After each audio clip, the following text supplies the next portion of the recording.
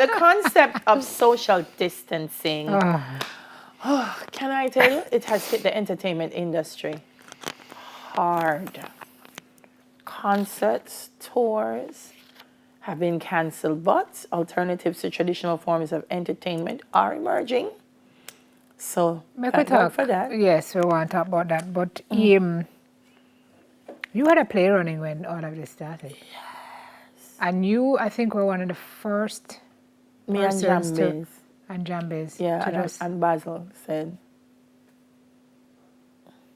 So how, I mean, I see Chris Daly has put up his online thing where he has subscription and he does.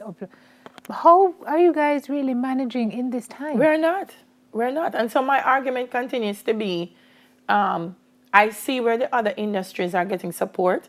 And I think we've been patient, understanding that, okay, the fruit, they're going off a certain fruit first. But when does entertainment get something? And one of the things is, as a live performance activity, we would not have had the technical resources. So I've been waiting on a conversation that says, okay, performers, we know you don't have the technical resources, but through DB&G or DBJ, Development Bank or something, we're going to offer you a loan or some subsidy, or here's a grant towards purchasing equipment that will help you, like the Apollo, to do virtual events. Because the reality is, if you go take up this a little one thing and do it and the quality is not good enough, people not going to want to spend their money on it.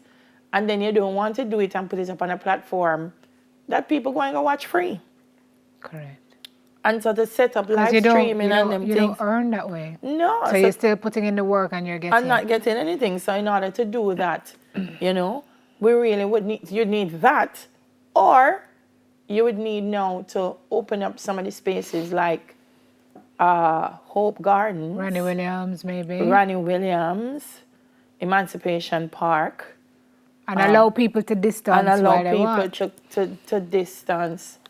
Chappelle did it. So people distance while they watch. Something happen. Are we...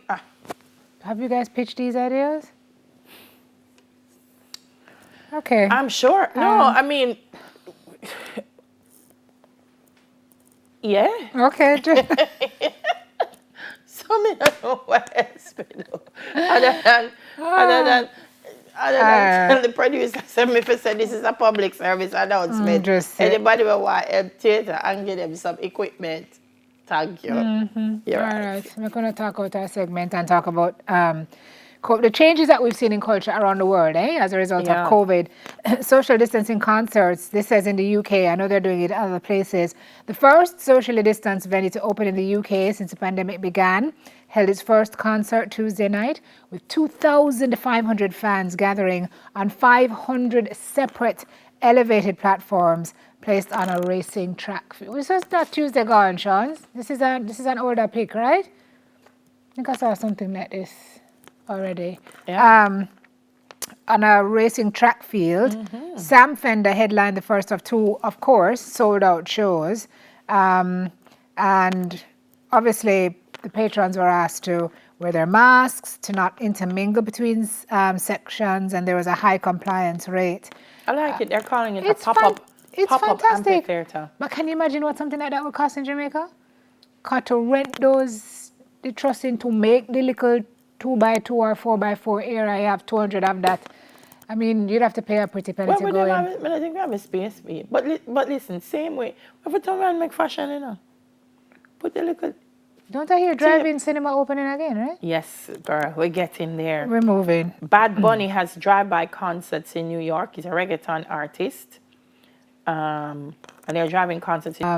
Keith Urban and DJ D-Nice are among the first major artists to perform drive-in shows. Yeah. Love that. You drive up, love it. But this not can happen up a you, Down a bowl? It can happen. Anywhere. Then drive-in movie theaters are coming back, even here in Jamaica. Palace Amusement, they're getting ready to do that as well.